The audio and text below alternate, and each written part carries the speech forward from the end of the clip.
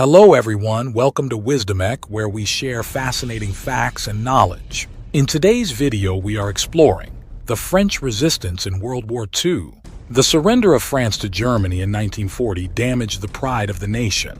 French citizens felt let down by the government and were further angered by the Nazi collaborating Vichy government that emerged.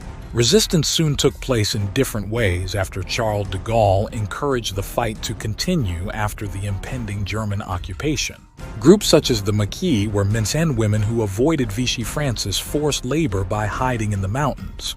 They used violent means and guerrilla warfare tactics, attacking the Middle East and the German occupiers and sabotaging their communication lines and vehicles. Other resistance groups used non-violent tactics, publishing anti-German and anti-Vichy underground newspapers and broadcasting radio programs. At first, it was hard to get the resistance groups to merge together because of all the differences in politics. Some supported Charles de Gaulle, while others wanted a communist post-war France. The men and women of the French resistance came from all parts of French society.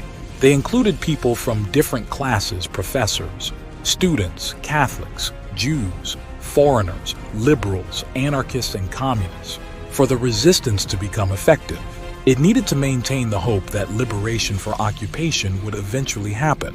When it seemed impossible to most people in 1940, the French population would continue as normal so the resistance could blend in, as it was important to never attract attention of the enemy. But there was still a danger that fascist sympathizers could infiltrate the resistance and betray them to the enemy to continue the fight and unite all the loose collections of political groups. The French resistance would need outside help, which it found in the British Special Operations Executive and later on the American Office of Strategic Services.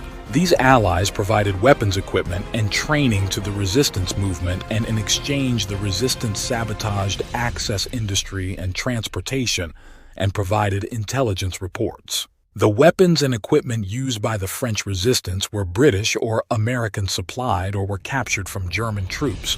British then guns were airdropped in large quantities, suitable for resistance fighters, because they could be disassembled and assembled quickly, making them easy to conceal.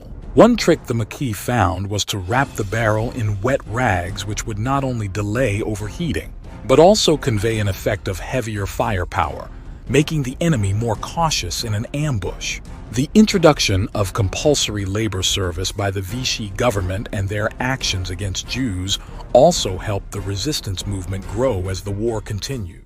In 1944, the French resistance would play a vital role in D-Day, sending thousands of intelligence reports to the Allies, while also preventing German movement of reinforcements into Normandy by sabotaging enemy transportation. After the landings, a large amount of resistance fighters were organized as the French Forces of the Interior, becoming light infantry units alongside regular French forces and the British and American allies that had landed.